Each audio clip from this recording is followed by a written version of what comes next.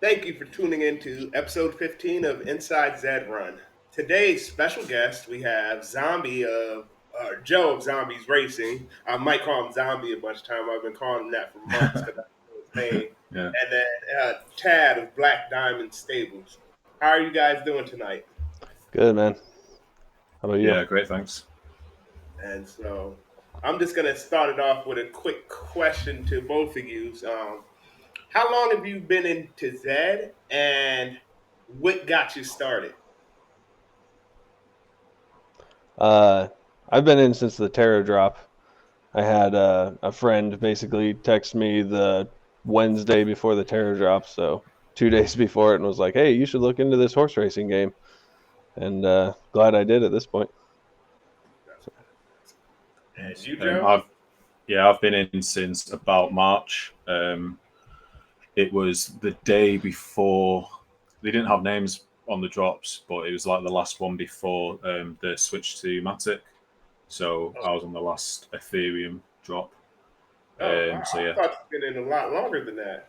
But no, I get that a lot, but no, no, that was drop one for what me. got you into that, though? So long story short, it was Top Shot. I probably joined Top Shot in February because a mate of mine was pretty into it, so I gave in, and then Top Shot was declining, so I was just like googling what other NFTs exist platforms. So yeah, found Um, my way to Zed. I'll start this one with Joe then. For this question, um, is there anybody in the community that you look up to? Yeah, for sure. So the first major content creator that I followed was Doofy. He was, the main one putting stuff out there for everyone else. But then in terms of other community members that weren't content creators, there was a lot of people like Bob the Nailer, Poseidon, who I bought horses off early days after the drops. Um, yeah, for sure, those two especially. They were very generous because they had a lot in the stable, and they were generous with the prices because they could have made a lot of money, but they were all about getting new stable started. So they were, you know, really helpful to a lot of people. That's great because you're one of the people that I look up to into the community because I came in about a month after you did, and you were already a content creator.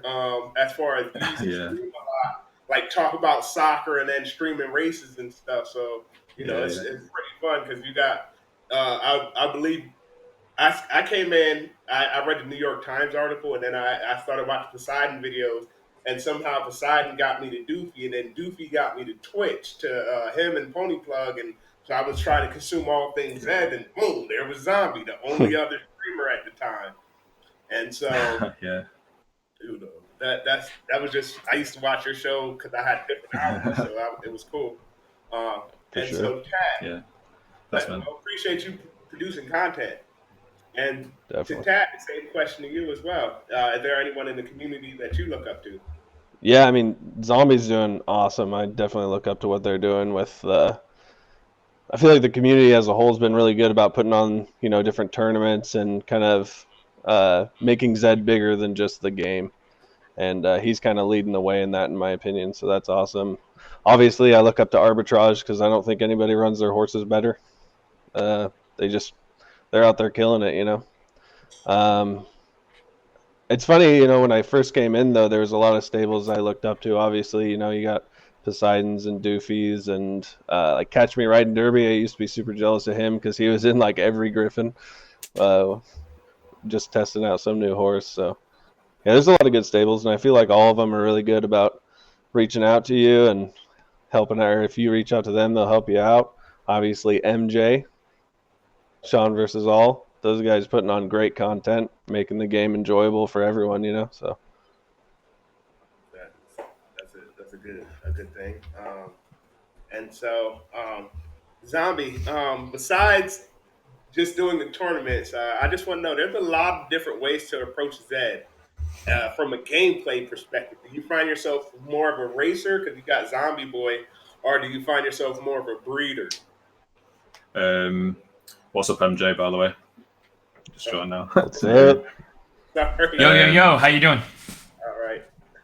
Yeah, good. Thanks. Yeah. So, how I'm approaching Zed Run. Originally, it was racing. That first drop, I got Zombie Boy very lucky. I failed on about 5 horses, but then Zombie Boy was the only one that came through, and he was, very good. So the racing aspect, that was my instant go-to, and breeding was off for a very long time. So racing, I felt like I was quite high up in the game in racing. Now I'm really not, but in terms, and then the focus did switch massively to breeding as soon as that came back. So it's basically just playing the game as it comes.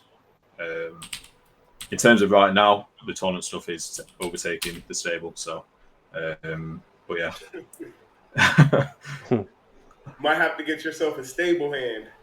Yeah, I can't wait for when that comes in. Yeah. So if I'm hearing you right, you bought Zombie for racing, but then it's no longer performing the way you wanted to. Yeah, so Zombie is 150 class points, so he's and I've made like the decision to keep him there rather than downclass him. To be honest, I've never downclassed a horse. I've got nothing against people that do. It's the best strategy for making money, and that's what this game's about at the end of the day. That's why everyone's here. So I don't have anything against it. I've personally never done it purely just because of the time and the amount, just the pure amount of time that goes into doing it. You've got to know your horses to such a high tier in terms of up and down classing, and yeah, I've personally never done it because I've kind of got like a conveyor belt of horses coming through, so I'll just race them up in classes, and then once they're there, they kind of get stuck, and then I'm kind of just praying for the day that Class 1 becomes more valuable to be there, which is going to come at some point. So I'm kind of just putting all my horses in that basket of top 10 Class 1 being eventually the most profitable place to race. Yeah. It's so time consuming to try and downclass. I can't imagine with a stable your size to be able to run all those horses effectively. Yeah, I don't really run any horses anymore, to be honest. Yeah. Sorry if I missed it, but Joe, how big is your stable right now? So it's split between 2 stables, but it's about 300 horses. Holy sh! Yeah. But yeah, they all need more testing out. I think there's a lot of good races in there, but it's just the time-consuming side of it. Hit me up. I'll help you out. Yeah, for sure. Yeah, that's what I need. And so, Tad, the same question to you as well. There's a lot of different ways to approach that, as we know. You could race, you could breed, you could find racers and then race them to their best of their performance and then sell them after you discovered everything about them. And so, how do you approach the game? More of a racer or more of a breeder? That's really hard for me. I don't know that I identify as one more than the other. I think my overall plan kind of incorporates both of them. I usually try and breed my own racers is kind of my goal. So I'm not going out and finding racers and putting offers on them or anything like that. I'm usually running a horse enough to where I can tell if it's going to be worth my time to continue to race it, and if not, I sell it. And if it is, I continue to race it. So far, I've probably only stumbled upon 3 profitable racers. So, and I have about 30-ish horses, maybe 35 between the 2 stables right now. So, when you talk profit or profitable racers, is that just purely break even, or is there a certain threshold to that? There's a threshold for me. I want to be able to be very competitive in $5 races, like almost not even have to look at the field in a $5 race, and then be able to run $10 races that I kind of take a little more time and, scope out. Because I think with the current state, if you have to down class with $2 races, you have to almost meet that threshold to make the time you're spending worthwhile. So with that $5 criteria, do you have a certain like barometer or certain characteristics or statistics that you look for? Flames help in the beginning, I would say. I pay attention to flames in the beginning, but what I'm noticing now is a lot of my horses actually win in their best distance in the races where they're not pulling flames. So I feel like that's a starting barometer. But then once you get to a certain point, it's more about having some data on that horse. So I think the flames kind of give you an idea of what horses you need to continue to run to make sure that you're not selling something better than what it really is. But as far as a certain set criteria, I don't have anything specific. I kind of just go by feel. You can tell. I mean, I've seen enough uh, odds profiles because thankfully I was in the game early enough to be able to look at those odds to kind of identify what kind of horse it is as far as, is it a sprinter, a distance runner, or is it more of a mid distance? So just kind I of just try and want put to it all together. bring up a point. Like it made me so happy to hear you say that you look at flames to an extent, Hmm. but then like kind of you look at more at performance outside of that. Yeah. And I feel there's still some players that just focus on one criteria over another, flames versus not, and I love that you're just looking at the data, like Right. bar none, to Oh, make you the have decision, to, and that I means a lot think. to me. Yeah, no, I think you have to. Like I don't remember the name of the horse right now. I just sold a horse that had literally pulled flames in every race in Class 5, finally made its way up to Class 4 and would pull flames like every third race. And it was, best I could tell, just like a basically flat odds, even though I didn't have odds. Like it wasn't like a sprinter or a distance runner. But the thing never finished above third place and never finished below eighth place in like 30 races. But it had like a 60% flame rate or something stupid. So that's the type of horse that you have to be able to move on from flames at some point and just realize that you're building that pyramid in the wrong spot. Um, and this is speaking of flames. I'm going to shoot this back down to Joe. Um, because you're not streaming as much as you used to. What are your thoughts on flames being gone or being here instead of the odds? Yeah, I think I share a similar opinion to most people. It's the odds were too much data. The flames are too little data. When we get the in between, um, whatever that looks like, who knows? Who knows with Zed? But whatever that looks like, I think that will be the um, optimal place. And I definitely agree with Tad. You can't just look at the flames. I've got it's it's when you've got those like extreme U shapes, the flames just don't matter. Essentially, you just got to go off position. The flames are good for your first 20 races or so. Get you get your initial data, get you information on like your distance preference. But then once you've found that out, then it's all about positions for me, where they're actually coming on the track. To me, flames are a likelihood. Performance is the truth. Yeah. Agreed. Yeah. Well, and one theory I've been kicking around with that is oftentimes you'll see three horses who get flames not win the race, and if they finish more towards the back, then you'll have a strong horse, a horse that you know is strong but didn't pull flames, wins that race. And I just feel like there's something to that. Like on that specific roll, this horse got its fastest distance, and maybe it has high variance, so it's a very fast time, I guess, not distance, but got its fastest time. And so it's like the horses who had flames just didn't get their roll, even though that was the most likely roll. Yeah, I feel like with the flames, if you've got it's like a grouping of three basically. You either hit one of those high percentage ones, and all three of them finish in the podiums, or it's unlikely that they all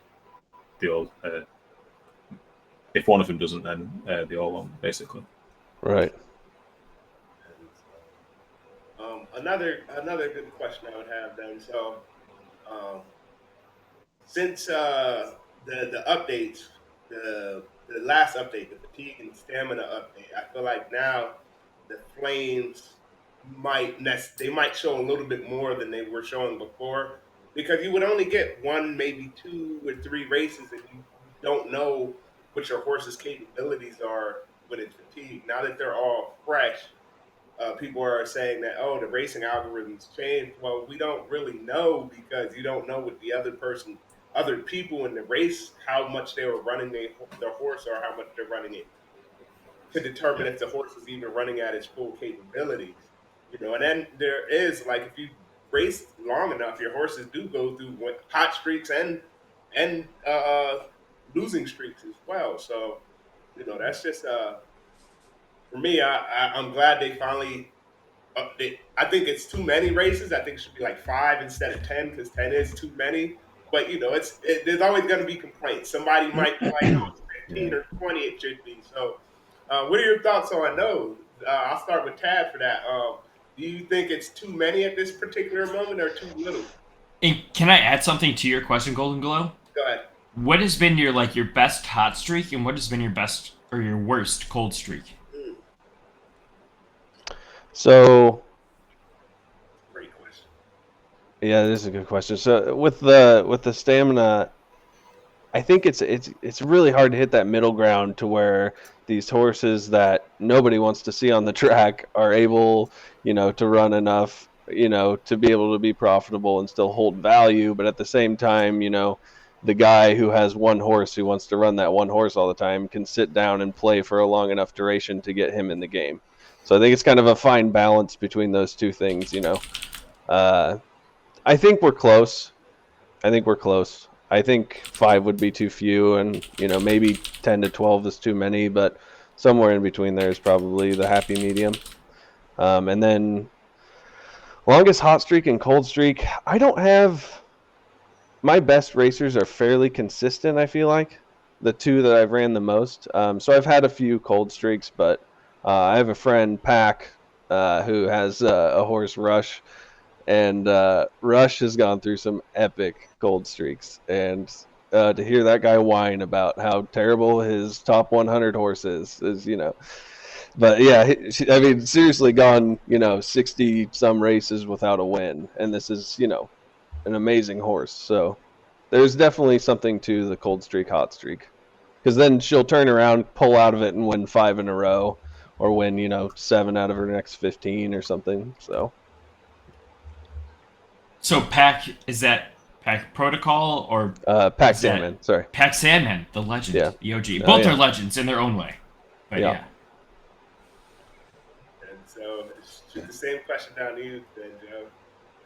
Yeah, so in terms of fatigue and stamina, whatever we're calling it now, it's really difficult because you want new users to come and be able to get like 10 to 20 races in a session and just enjoy it. But then when you're looking at the the top tier horses, that is we get into that stage again when we had like the Great Depression of Zed, where it was just the same 12 horses in every race, and it's a fine balance between the two. Obviously, it's on Zed to be mobile on those kind of things, and I won't be surprised if we see a slight decrease again in the number of races. But I think the fact that changing it up and down is good. That's what we need, and it's a fine balance. So I think it is a little bit too much, but also today I've spent a lot of the day racing, which is unusual for me. So and I've enjoyed it because I've been able to race all day. So that's part and parcel of the game as well. You need to enjoy the game. But yeah, in terms of hot streaks and low streaks, I think Flying Dagger is my ultimate hot and cold horse. If you look at her class rating graph, she goes from 0 class points to 60 to 0 to 60, like nobody's business. So yeah, in terms of hot and cold, that's probably mine. But yeah, I do agree. I don't know. It's probably just the law of averages we see in these streaks, but it definitely feels like there could be something there. But at the same time, it's impossible to say, I think. But it'd be interesting to see if anyone's got any good data on it. But that's where MJ comes in. What have you seen with the hot streaks and cold streaks? I no comment on it outside of that it's a thing, and Yeah. certain streaks have been 3 races, 5 races, 40 races, whether it's hot or it's cold. And I know there's been a recent uproar about cold streaks. Um, and to those people, I would say check out your horse's actual performance and their ROI. It may not be 150%, but maybe it's 80% now. And you're still better than 90% of the population. Well, and that's the other hard part too, is because the competition is always changing. So and Right. it's always coming up, and that bar is just slowly creeping up, I think. So Yeah. And speeds have gone up, speeds have gone down, but they've been more or less close-ish to some extent to each other. But to your point, Tad, as more horses get added, things like odds, which are no longer public knowledge, will become less valuable. right. Certain Yeah. performance metrics for horses that only race at a certain time will become less valuable. It's only a matter of time. Mhm. And I think that's kind of beautiful about Zed. Yeah, I'd like to hear your opinions on, not specifically Poseidon, but we know he doesn't really race his premium horses anymore. Do you think that plays a part that affecting the record in the decision to kind of keep them back? Golden Glow, you want to take this or you want me to go? I think some of you guys who have the top horses, they're not racing them because they're like the only people who are providing content at this in particular moment is like you, Pony Plug, and for you guys at the top to actually race your horses in Class 1. I mean, a $500 prize is good, but you guys have already earned a lot of ETH. You guys with the top horses, like the Zombie Boys, the Ducky Mountains, the Pinkman, or Stickman, I think the name of the horse was. I can't remember. He used to give me hell Pinkman. back in March. Yeah. The Breathless Edges, the main events, the Steph Curry's, who I saw on the track the other day. I was like, wow, he's racing again. And so there's nothing left for you guys except for bragging rights or something, man. That's only something that we, the community, or maybe Zed, since they want to start doing tournaments now, will be able to provide for these horses. Because at some point in time, it's I always do boxing analogies. It's protect like Rocky fucking 2, Rocky 3 when Mickey didn't want him to fight Mr. T because he was like, man, you got civilized. And so you've got horses at the top that there's no reason really to race because you've got these records or you've got this image that you have great fucking horses. And so who wants to come along and get beat up by the new young pup? Nobody. I think that's a different story too when you're talking about a Z1 or a Z2. Mhm. Like something that's probably going to hold its value better than Yeah. one of the lower Z number Genesis. Well, I think that's not necessarily true because like Charlie Chevelle, Centrobosa's horse, or Mula Mula, or Rendezvous Peak is the Z7, and those are Z10s respectively. So yeah, I'm not saying they're not going to hold their value. I think when you get up to that top tier, the amount, like even if the percentage drop is the same, the amount of ETH that you would have to make running that horse worthwhile for how much you're going to lose and value if it does start to drop off in stats is going to be totally different. Yeah, True. and so yeah, it's just keeping the value in those horses though as well because they like you got Zombie Boy, like you don't have to run him because you got other horses, and that's gonna bring this to a topic to the breeding topic really fast. I got a question from Jamosh in chat. He says before I ask it though, it's gonna be what is either one of you guys' approach towards breeding? Go ahead, Joe. I'd like to learn something. For breeding, I have pretty much stuck with keeping the same bloodlines, retaining the bloodline as much as possible.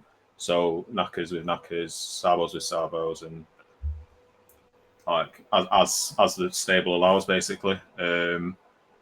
And yeah, as CJ said in chat, Joe likes pretty colours, and he's absolutely right. If I see a cheap super rare in there, then that's my go-to, basically. Basically, my approach to breeding when it first reopened was to sit at the breeding barn, refreshing, waiting for a cheap Z1. Basically, I've got a lot of my stable is it's majority Buterin. I think in terms of Genesis horses, I've got about 30 Buterins, and then only 2 Nakamotos and 3 Sabos, I think. So it's quite bottom heavy. So in terms of approach to breeding, at first it was get all the Nakamoto blood into the Buterins and create a good base there whilst it was relatively cheap, because right now it's expensive in comparison. We're seeing the Z1 price is naturally going up, which we all knew was going to happen. But we're hitting that point now where it's very expensive. So it was a case of get all the knackers in whilst you can. In terms of my breeding process now and horses that I found that work well together, I don't want to sound Billy Big Bollocks, but I think Big and Tall is a really, really good breeder. She has produced Big Phantom, who's in Class 1. And then for the second tier, for the exclusives, she's not missing, basically. She's always producing good horses. And I think that comes from her base ability. So I never really read too much into breeding. I was always a fan of getting the lineages in, all that kind of stuff. But since there's been a lot of talk about base ability and variance and distance preference, my sights have shifted to that. I think Big and Tall is a great example of a low variance horse with a distance preference of 1800, so very little distance preference, and just really high base ability. And I think that's proved with the offspring. So in terms of my breeding approach going forward, it is going to be looking at stuff like that, basically. Okay. But yeah. Tad, what would your approach to breeding be? I've always been of the mindset that there are good breeders and there are not good breeders, and so usually when I have a horse ready to breed, I scour HawkU and find whatever I'm looking to breed. I also have a running idea that maybe certain horses like to breed with certain bloodlines. I've just seen that play out with a few of my horses. It's a very small sample size, so who knows, but we'll see. I've made several good racers with one of my Finnies, breeding with other Finnies, but anytime I breed her with a knock, it turns out to be trash. So I don't know. We'll see. There's a few examples of that. But anyway, I'll usually just go through HawkU, try and find a stud in there. If it's the same color, that's a bonus, but that has thrown good offspring with the same bloodline that I'm trying to breed with. That's kind of my base go-to. So, you're muted, MJ. So in your Finny knock example, what have been the differences between those horses? Obviously the blood, but have they been similar breed, similar genotype, similar performance? How do you rate that criteria? So I have a Z7 that has produced 3 profitable horses. 2 of them I still own. 1 I sadly sold because I didn't think it was good. And so I think the best one is Zen. I think he's at 0.45 profit right now. So we're not talking about an outrageously profitable horse or anything, but it's he grinds away the $5 races and he can compete in some $10 races if the field isn't too stiff. Big wine fan? Is that where that comes from? No, it comes from those little Zyn nicotine pouches, sadly. Gotcha. I was struggling to find a name, and I saw the can sitting on my desk, fine. and I was, No worries. So yeah. Anyway, she's produced those 3 Finnies, 2 Z12s and a Z13 that were all profitable. And then I have a Genesis Z2 knock that also produces good offspring, or has produced some good offspring. And she has produced pretty much two not great horses with that. Maybe above average racers, don't get me wrong, but they don't have a down button, so they'll just end up racing up into class 2 and being, not competitive anymore if I were to Gotcha. continue to run them. So And so Jamoshi's question, you pretty much answered, and so I'll take it back down to Zombie, and then I have a little question as well. Um, what breeding pairings or patterns have you seen that are now like your go-to?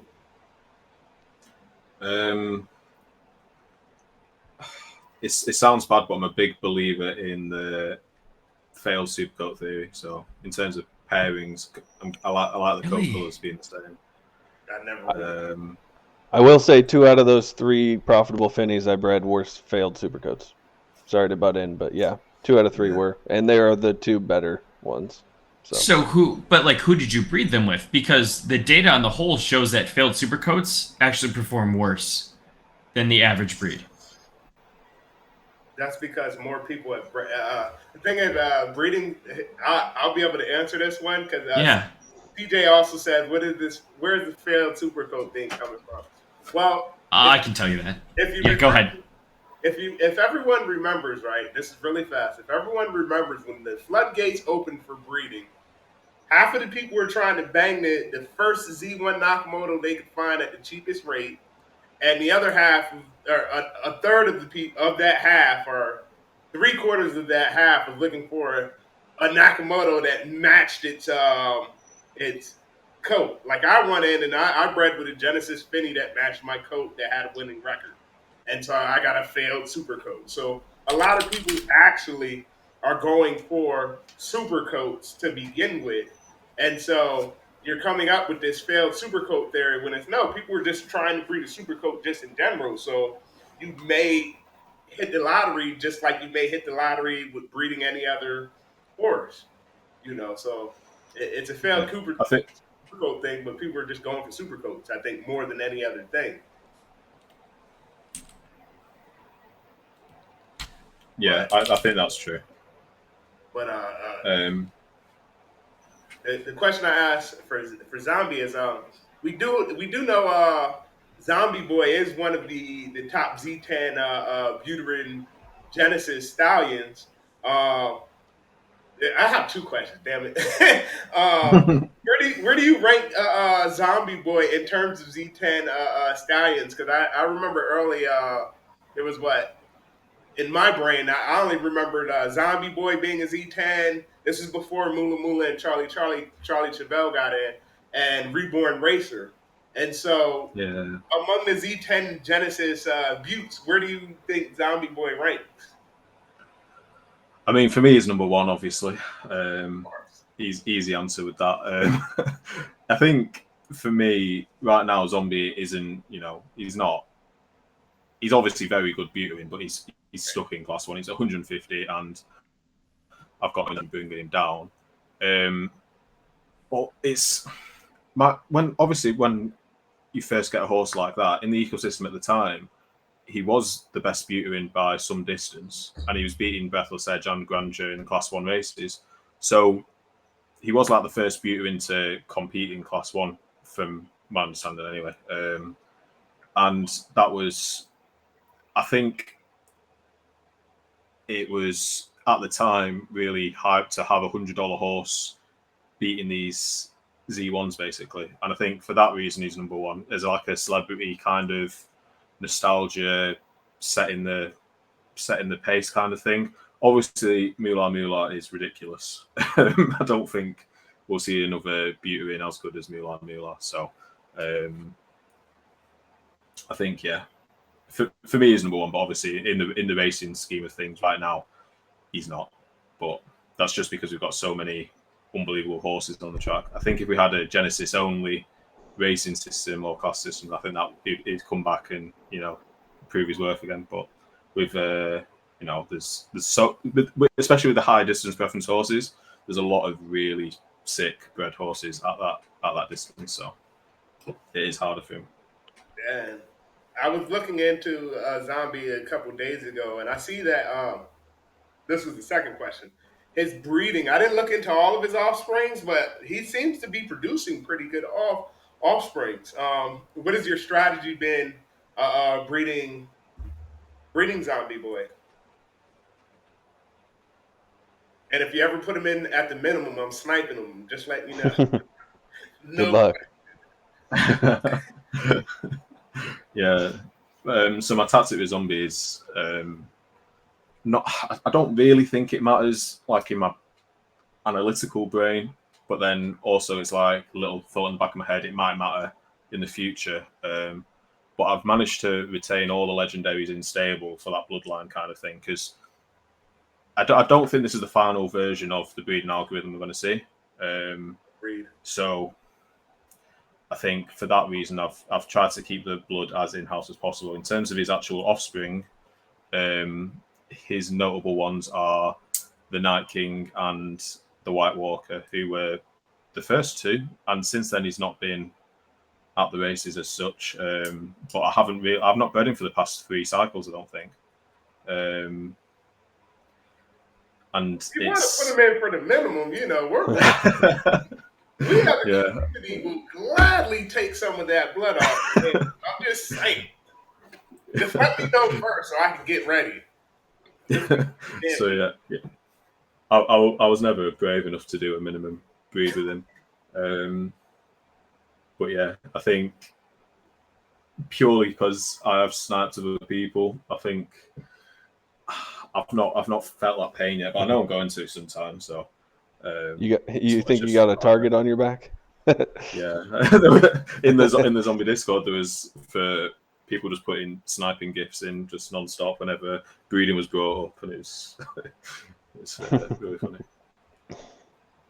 Yeah, that could be a reward on a zombie for one of these zombies. Zombie offspring. Hell yeah! I'm into it. No, I'll tell you when I'm putting them in the breedborn first for the minimum. Just be at your computer. Yeah. First, second, and third. But you got to be. It's a good idea. Yeah. Huh? We'll see. We'll see. I'll put it in. I'll put it on the ideas roster. Yeah. Oh man. And so, speaking of the tournament system, how has that been going for you? I remember last I checked, it was 1,300 tokens sold. I think it's out closer to 1,400 now, or probably 1,500. First off, what gave you the idea to come up with the zombie racing circuit, or what gave you that idea? Yeah, it was just more of a natural progression, to be honest. We did donkey tournaments in the past. We did over just more generic tournaments of winning to score the most points. We did, and then basically that first donkey tournament, I spent the whole weekend doing all the Google spreadsheets, the lot, basically running it, and it was just another level of time consuming. It was, it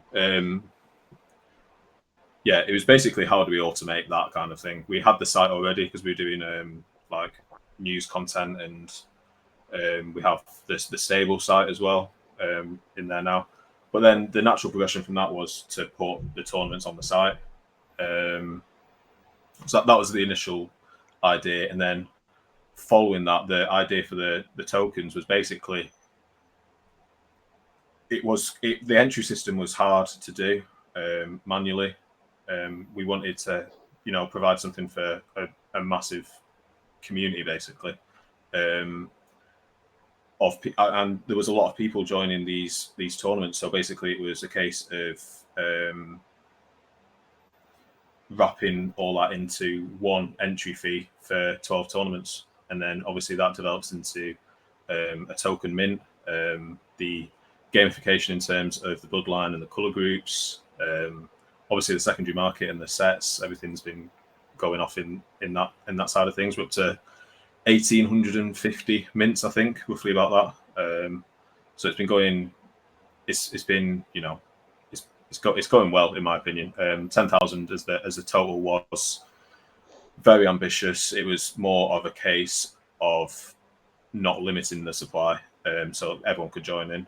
And we have 500 horses in the last tournament of the glitch. I think for the maiden we're going to see Huge number.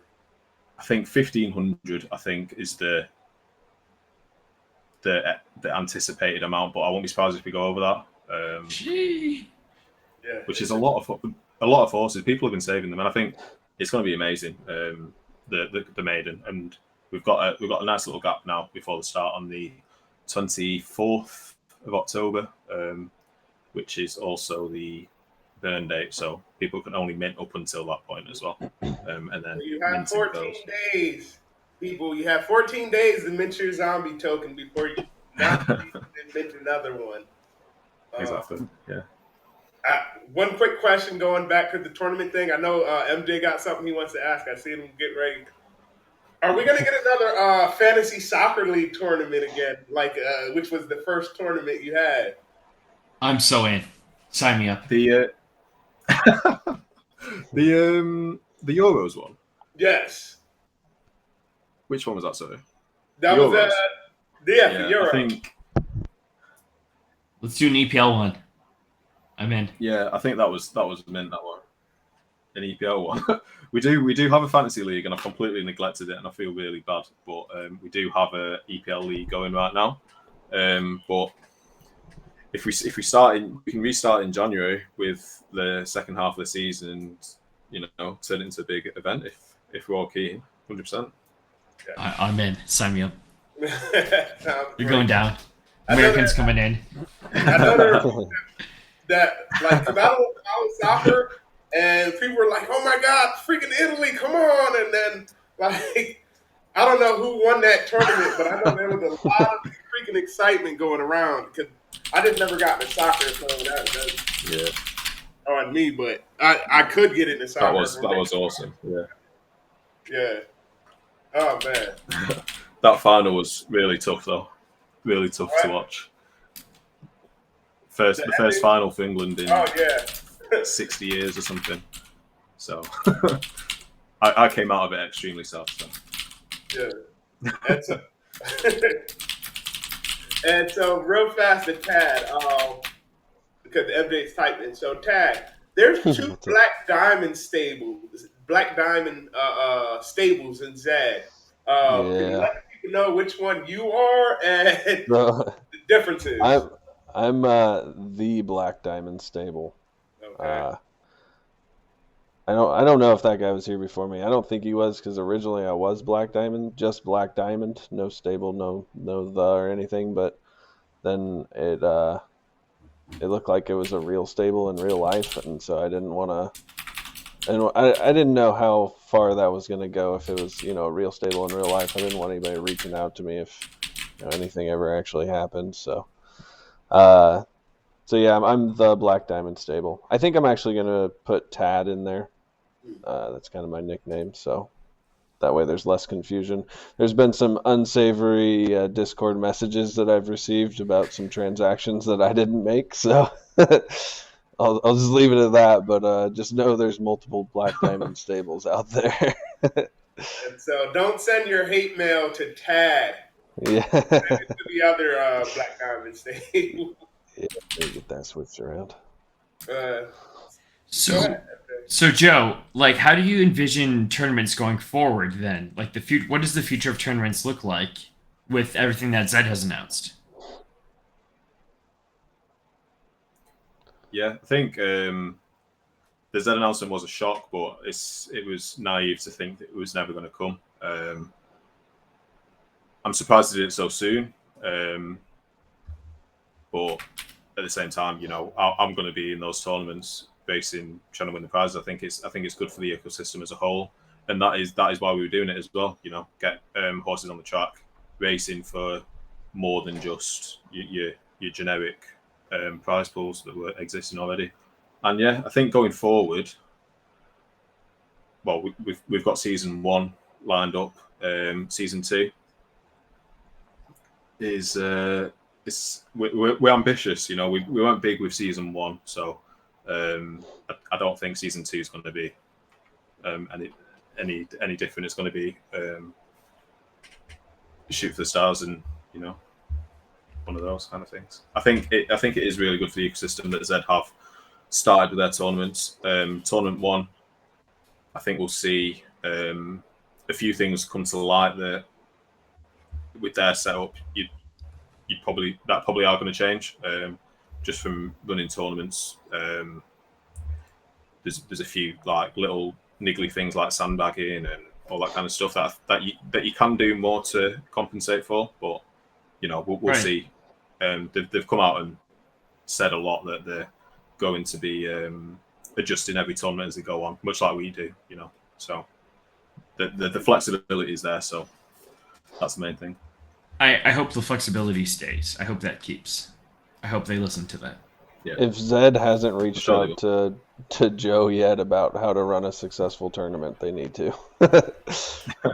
I feel like with what we've seen, it's going to be a steep learning curve, I think, and he's already done so much with the website to streamline the process. So hopefully they're making note of that.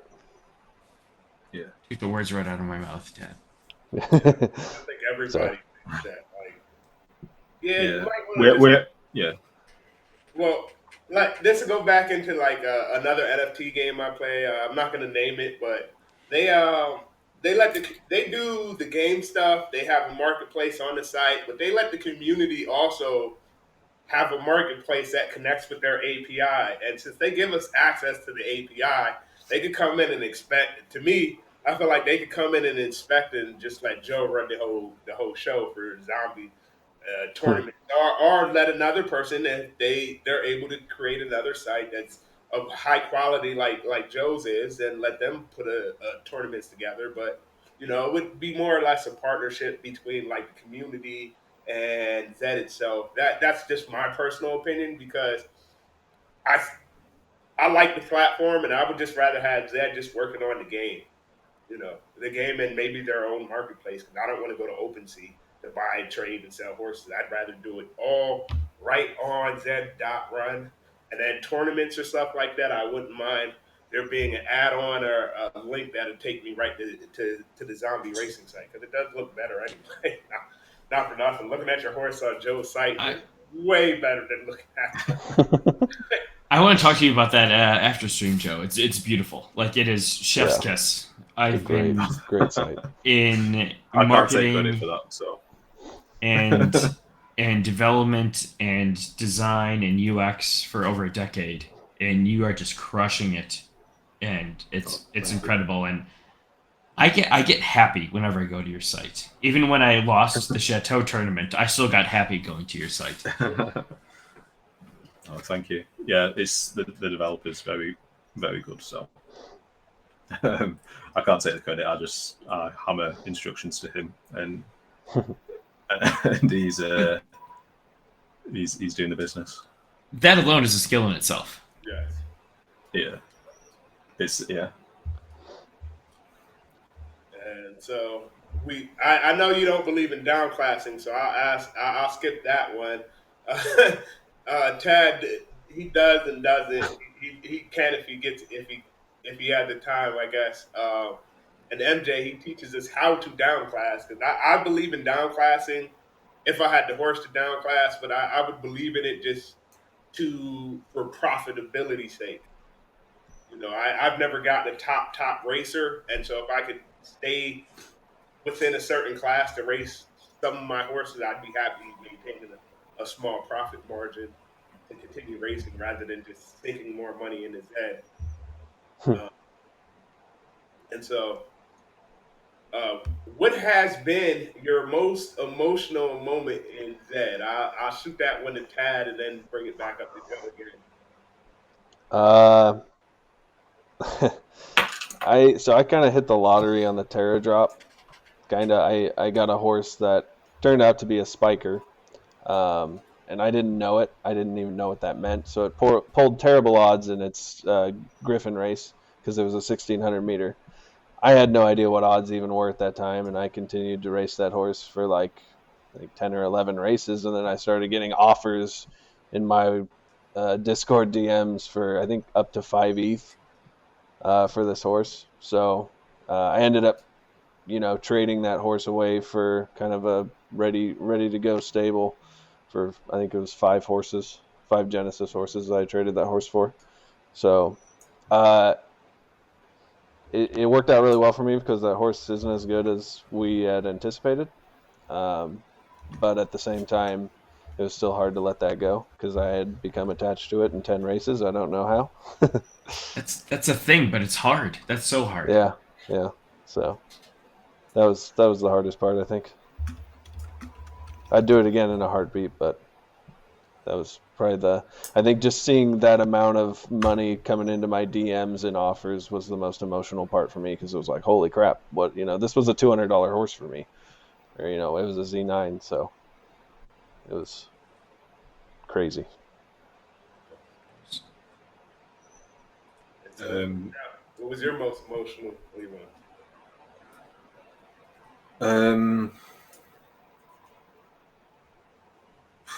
I think it's just got to be that first Griffin race. So my first Griffin race, my first race on the platform was Zombie Boy's Griffin, which he won. So whoa, that was crazy. Holy shit! Yeah.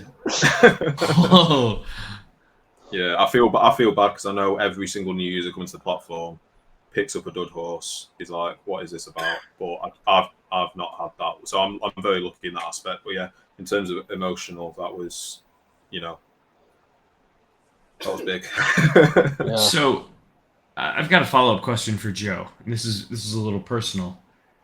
I think you know where I'm going with this. What is your best win rate horse? I've got a follow-up to that. My best win rate what is the win percent of that horse? Is it like 15, 20? Just ballparking it. You don't have to be spot on. 23, I think. Okay, 23. So, would you rather have a 30% winner or Bolton win the league? League One. Get the promotion. League One. I think they're doing all right. I back them to get promotion this year. Okay. It'd be glorious to get back to back. Would I rather 30% win rate horse or Joe and I have talked soccer/football a bit. Yeah. It's got to be Bolton, I think. Wow! I love it. I love that answer. Because if it wasn't Bolton, I was to say, what if you won the Prem? Oh, yeah, Dad, Zombie Boys for the Prem. Love it. You can only start in 20 years when we finally get there. Love it. Damn, I had a question and it dropped right out of my brain. Go ahead, Jay, let me try and remember this question I had. Yeah, you're good. So I guess I'll pivot to our favorite, superstitions. So do any of you have any superstitions when it comes to racing or breeding? Is it a certain, genotype, blood, breed? Is it certain clothing, certain gait, certain horse distance that is like, oh man, this has to be like working for me. This has to be effective. Like what? I like to wear my gray sweatshirt on Sundays. I wear my Devin Hester jersey. Unless City are beating Liverpool, then I'll wear that. So, like, what any superstitions you guys have? Not any strong ones, really. I think, I don't know if this is necessarily a superstition, but I'm like notoriously bad for predicting whether or not a horse is going to be good when it's unraced, and it's kind of a laughable thing amongst my friends. So usually, like, if I say, oh no, that horse is trash, you don't want that one. If we're talking to one of our friends that wants to buy a horse, one of my other friends will be like, oh, I'm buying that horse for sure. So I think superstition with me is now I'm circling back, like, man, I passed this horse up. Maybe I should race it now. Maybe, but nothing in regards to clothing or gait preference or anything like that. I hope they never add gait preference, so I've just tried to avoid it. That would make discoverability just wild. Oh, it's already a headache without odds, right? Like, and even if it's not retroactive, like, yeah. Well, and it's already hard enough to get into a cheap race. Like, if you don't, it would be really hard if you had to wait for your specific gate, even when you knew what gate was your preferred gate. Yeah. Yeah. I think to piggyback off of what you said, I think at this point in time, because of the way the platform works, they can't actually put gate preference in without that would completely mess the entire game up because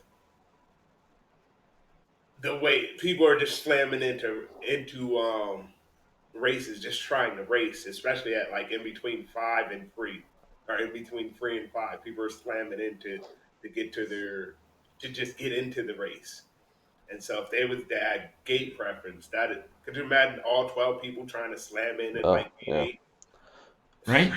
Well, and then you have the problem with all the historical data that's just wrong now Mm-hmm. because it didn't include the gate preference. Yeah. That's gonna change. Like MJ said earlier, he kind of alluded to it. Like when they add weather, all that Yeah. is gonna be like nobody.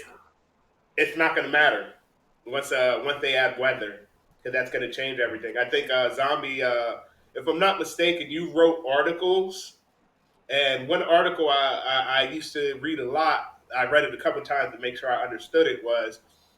It was something like, say you have a 45 odd horse now, and when weather gets added, that 45 odd horse now turns into a 9 odd horse, and the inverse for that for the 9 odd horse turned into a 45 odd horse. Yeah, it was more a case of if your horses. It was when we had less understanding of how the data is. Basically, it wasn't a very technical analysis, but it was a case of because your horse is so bad. Zed have always said their intention is to make every horse have a place on the platform. So, in the spirit of that, it would be your 45 odd horse now. When weather it might be the world's greatest sunny weather sprinter, purely because it has crazy weather preference. Everything's sunny now, isn't it? So the opposite essentially. But yeah, that was the idea behind it. But yeah, back to the superstitions. Mine is gate 12, and that comes from Zombie Boy, essentially. He was on bad losing streaks, put him in gate 12, and he was great again. Put him back in like 7, 8, or 9, bad. Gate 12, he was great. And it's pure superstition, but I love it. That's what I always go for. I feel like you active form. No. I feel like you have to have some level of superstition in a way. At least for me, it makes things a little more fun. Yeah, I agree. Yeah, I agree. Another question I do have, really fast. Zombie. Just because your name's Zombie and zombies are a big thing. As you can see, I got an East Coast shout out to East Coast. When are you gonna get with Retro to get the or just get your own gear out? Because Zombie, that's an iconic thing right now. Because the zombies are big, Walking Dead, and all the other zombie things on Call of Duty Zombies and all that stuff. So when can we expect some zombie merch? Yeah. Well, yeah, it's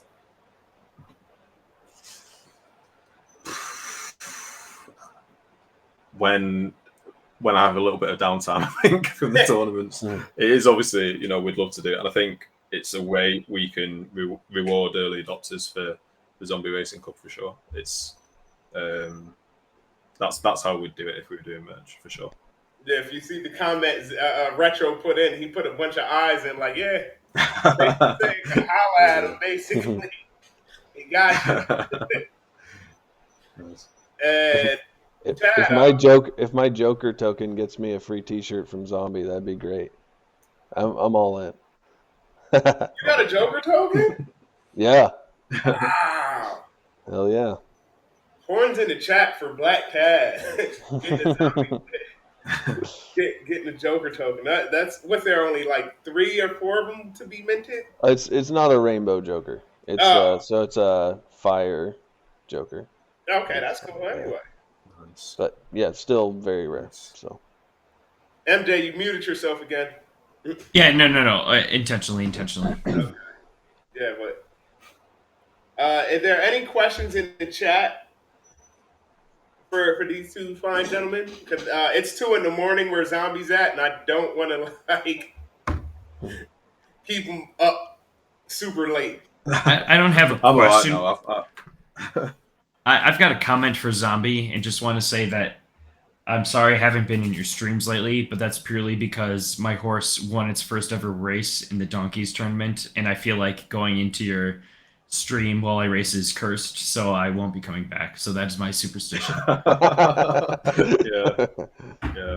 I remember that. That was crazy. I died. Isn't that the worst? I was trying It was to really run. bad. I think in the 50-50, I was trying to run a horse on the, or maybe it was the Dons and Donkeys. I was trying to run a horse on the donkey side. It got its first ever win after like 40 some races. And I was like, you got to be freaking kidding me, dude. All right, so That's the exact same for you, isn't it, then, Jay? Yeah, oh god, that was brutal. I died inside on that day. I do have 2 questions then. What somebody's asking, what purpose will season 1 tokens have beyond season 1? That's from OG Evergreen, the zombie. Yep.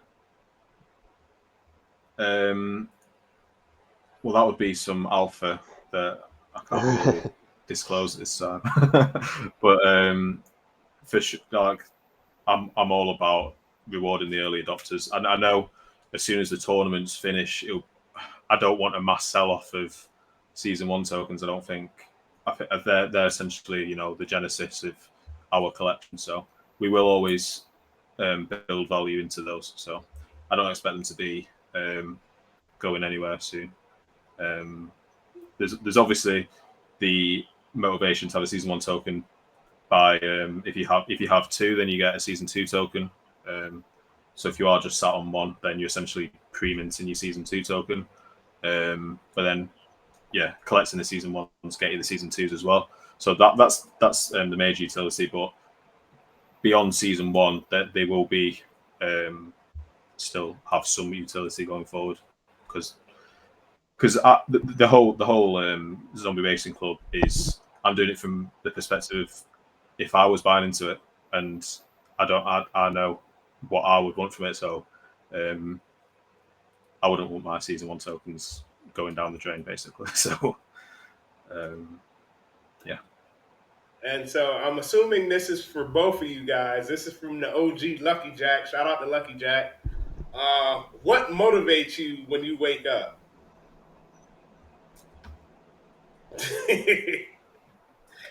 In regards to Zed Run or just in general? Probably like that question. in general, knowing Lucky Jack. It's probably Both. But both, yes.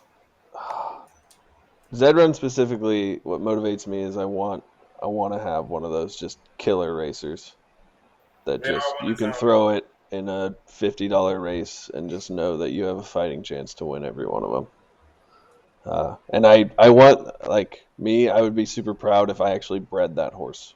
So that's kind of what motivates me in Zed. I think what motivates me outside of Zed is my family, I guess. Just trying to, you know, maybe we can make some side investments here in Zed, and hopefully one day it works out better for us. So. And for you, Yeah, I think for me it's you know, we've built up this community now, and that's what gets me out of bed. You know, it's trying to, you know, make sure everyone's enjoying what we're doing, and yeah, it is essentially the community. That gets me on my laptop every single day. So outside of that, to echo Tad, yeah, it's family for me as well.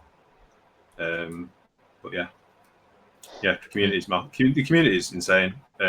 Outside, I'm not talking about specifically zombie race. I'm talking about the whole Zed community. I think we have grown into something quite special. When you look at other NFT projects, you see a lot of craziness. I think there's always going to be that with Zed as well, but I think between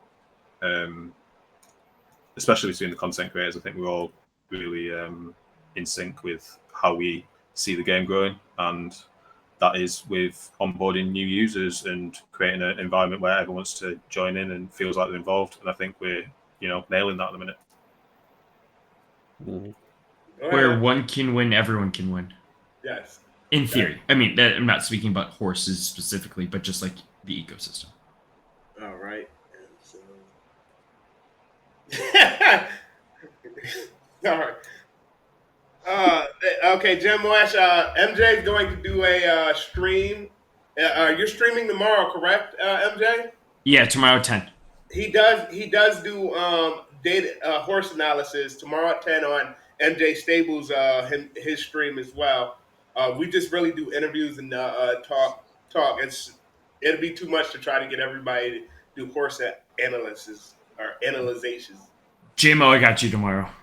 And so, really fast, I would like to thank both of you for coming on, especially you, Tad, for coming on for very short notice. And Zombie, appreciate it.